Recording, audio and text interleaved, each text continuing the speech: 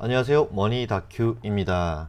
자, 오늘은 스페셜 요원님께서 영상을 왜 안 올리시냐고 해서 지금 제가 읽고 있는 앞으로 3년 경제전쟁의 미래, 이 분량이 좀 있어요. 이 책이. 그래서 좀 내용을 좀 끊어서 이 책에 대해서 좀 디테일하게 연구해보는 시간을 갖기 위해서 끊어서 영상을 제작하는 걸로 진행을 해보도록 하겠습니다. 총 6장으로 되어 있는데 한 4, 5개 정도로 분할해서 영상을 한번 찍어보도록 하겠습니다.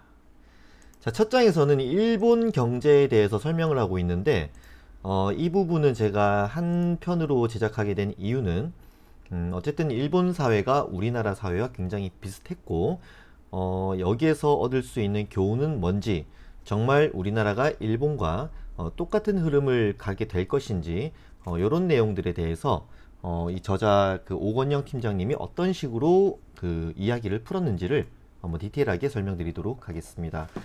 자, 일단 일본 같은 경우는 수출 기업으로서 굉장히 고공성장을 했던, 정말 세계 1위까지도 올라갔던 경제 대국으로서 굉장히 큰 국가입니다. 유일하게 그 전 세계에서 일본을 무시하는 나라가 아마 우리나라밖에 없을 거예요. 이제 일본 망했다, 일본 끝났다, 아베가 나라를 망쳤다 라고 하지만 실상은 그렇게 일본이 크게 망하지는 않았다는 점은 우리도 인정을 해야 되고, 그 전에 잃어버린 20년이 있다는 것도 우리가 알아야 되는 거고, 그렇다면 왜 잃어버린 20년이 왔는지를 한번 보도록 하겠습니다.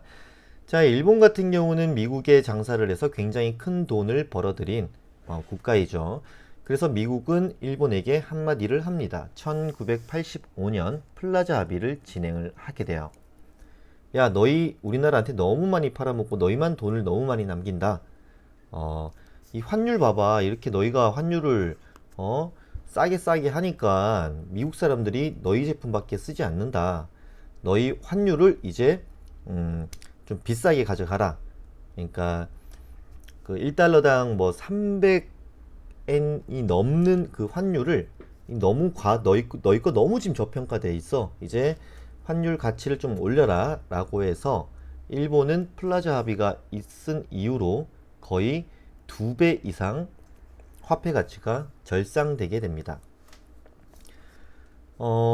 예를 들면 미국에서 일본 차를 1000만 원에 샀었는데 갑자기 한 1, 2년 만에 2천만 원으로 오른 거예요. 그러면 일본 차가 팔리겠습니까? 정말 웃긴 거는 잘 팔렸다고 합니다. 물론 판매량이 급증하진 않았어요. 근데 일본은 그 고평가된 그 엔화 가치를 통해서 어마어마하게 많은 자산들을 구매를 했었고, 엄청난 기업들을 인수합병하면서 오히려 더 좋은 기술력으로 성장할 수 있는 계기가 되어버린 거예요. 그래서 미국이 일본을 손봐주겠다고 하다가 오히려 되려 당한 꼴이 된 거죠. 그래서 2년 뒤인 1987년도 루브르 합의라는 거를 진행하게 됩니다. 야, 환율 이제 너무 이렇게 너희가 고평가로 안 해도 돼. 대신에 우리 물건 좀 사줘라. 야, 너희만 자꾸 팔아먹는 것 같은데 우리 거를 좀 사줘. 그러니까 너희 내수 시장을 키워서 미국 제품들을 많이 사줬으면 좋겠어. 그 합의를 통해서 일본은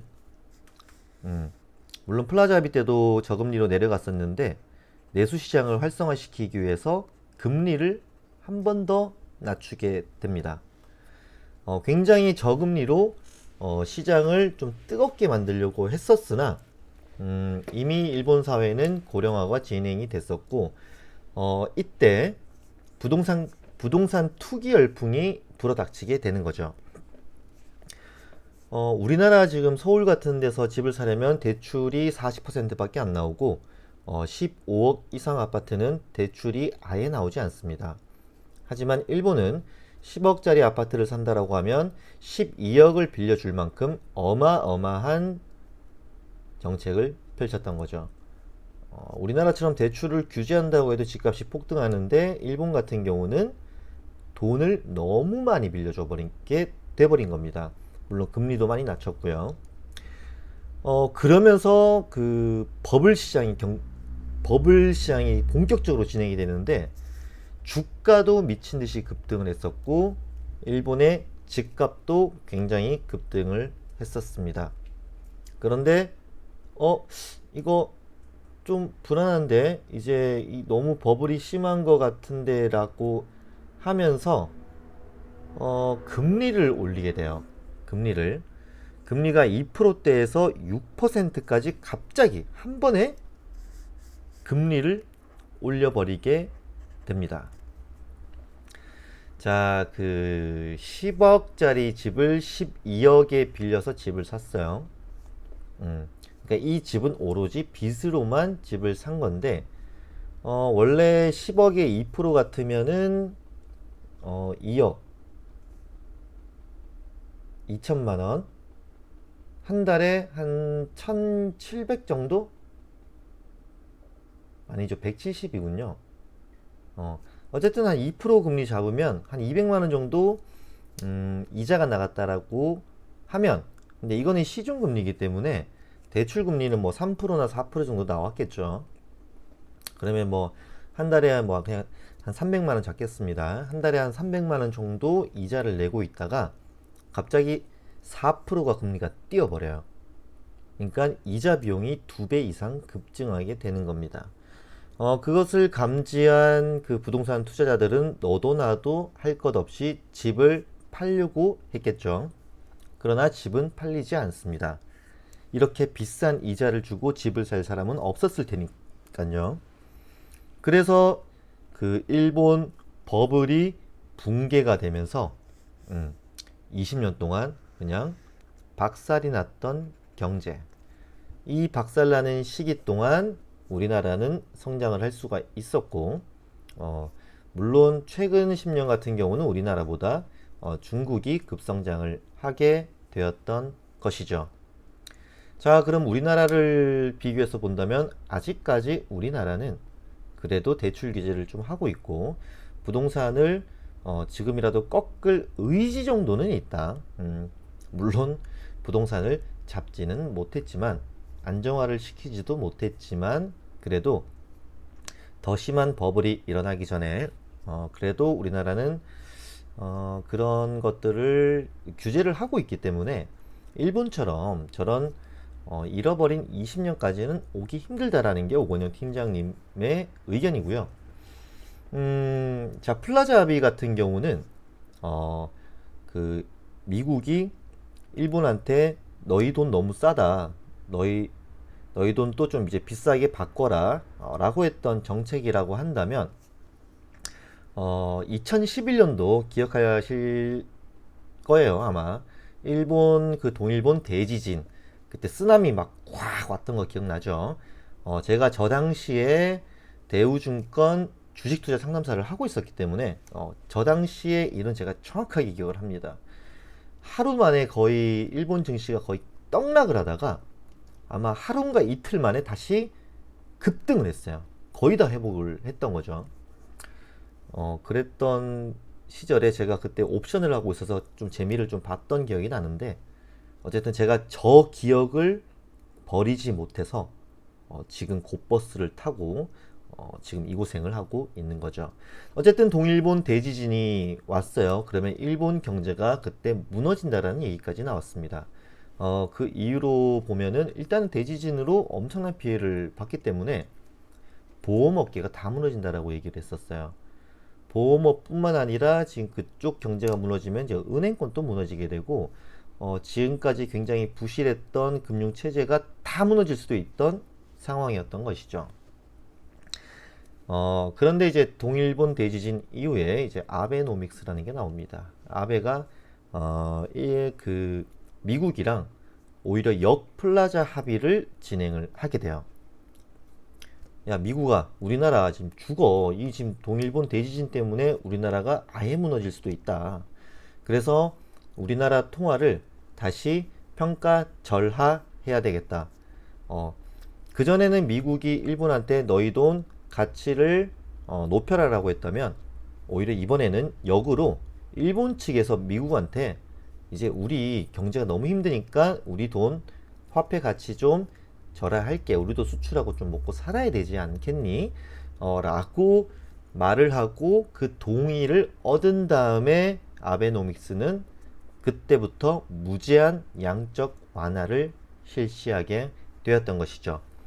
그러면서 그 일본의 엔화 가치는 다시 평가절하가 되면서 수출이 잘 되게 되었고, 어마어마한 양적 완화를 통해서 경제를 다시 회복시킬 수가 있었으며, 주가 지수도 저점 대비 2배 이상 올라가는 기록을 세우게 되었던 것이죠. 그 어떤 경제 분석을 할 때 많은 분들이 일본과 우리나라를 비교해서 경제 상황이나 현황 같은 것들이 너무나도 비슷하니 우리도 일본처럼 될 것이다 라는 이야기들을 많이 하는데, 저도 오건영 팀장님의 말씀과 좀 동의를 하는 부분은 너무 옛날이에요. 1990년도 우리나라가 지금은 일본이랑 그렇게 시대가 그렇게 뒤처진 국가가 아니고, 우리나라의 경기를 전망할 때 이런 환율이나 금리 부분들을 해석을 하면서 부동산이 붕괴되고 경제가 붕괴되고 이런 것들을 판단 지표로 삼아야만이 앞으로의 미래를 좀 더 구체적으로 예측할 수 있지 않나라는 것으로 이 책의 일부가 시작되었습니다. 굉장히 동의를 하는 부분이 많고, 이런 이야기들을 좀 디테일하게 했던 이유는 너무나도 일본과 우리나라가 똑같다라고만 얘기하는 분들에게 이런 오해를 조금 씻어드리고자 하는 부분이었고요. 그리고 일본이 어쨌든 우리나라보다 경제 규모가 좀 크고 우리나라보다 좀 더 빨리 어떤 모든 것들을 해봤던 국가이기 때문에 한 번쯤 긴 차트를 통해서 이렇게 경제가 어떻게 돌아갔었는지, 부동산 시장이 박살나게 된 계기가 요번에 이 금리 인상으로 박살이 났던 거, 그리고 아베노믹스가 시작돼서 무제한 양적 완화를 무지막지하게 돈을 그렇게 마구마구 찍어냈음에도 불구하고 일본이라는 국가가 무너지지 않았던 이유들, 이런 것들을 한번 되짚어보면 우리나라도 좀 예측을 할 수 있지 않나. 아베노믹스에서 돈을 저렇게 찍어냈음에도 불구하고 일본 경제가 아직까지도 크게 무너지지 않는 이유는, 그래도 아직까지 일본은 일본이라는 그 화폐가 안전자산으로 분류가 되기 때문에 달러만큼은 아니더라도 일본의 엔화는 굉장히 안정적이다. 그리고 돈을 저렇게 마구 찍어냈음에도 불구하고 계속해서 찍어낼 수 있었던 계기는 인플레이션이 발생하지 않았다. 이게 가장 큰 핵심인 것 같아요. 저번 FOMC에서도 얘기하는 게, 우리는 돈을 마구마구 찍어낼 것이다. 단 인플레이션이 심각하게 발생하지 않는 한도 내에서만. 근데 이제 인플레이션이 굉장히 심각하게 나타나면서 미국이 만약에 갑자기 0% 금리에서 뭐 5%까지 금리를 올렸다. 그러면 우리나라는 6%에서 한 7% 정도는 금리를 올려야 되는 상황이 오게 될 수도 있습니다. 그러면 우리나라도 잃어버린 20년이 될 수도 있는 거죠. 부동산 시장이 박살이 나면서. 그렇습니다. 어쨌든 양적 완화를 계속할 수 있는 조건은 인플레이션이 발생하지 않는 조건 하에서, 그리고 저번 영상에도 말씀드렸지만 미국이라는 그 연방준비제도 이사회에서는 한 2% 이상 올라가지 않으면 우리는 무제한 양적 완화를 계속해서 단행할 것이다 라는 의지가 강하다라는 것을 머릿속에 기억하시고 앞으로의 경제 전망을 같이 한번 해보도록 하겠습니다. 제가 말을 잘 했는지 모르겠네요. 지금 시간이 좀 늦었고, 저도 부랴부랴 영상을 또 준비하게 돼서 어쨌든 저도 최선을 다해서 여러분들에게 참신한 정보를 드릴 수 있도록 더 많은 공부를 통해서 영상을 찍도록 하겠습니다. 자, 오늘 영상은 여기서 마치도록 하겠습니다. 남은 주말 잘 보내시기 바라겠습니다.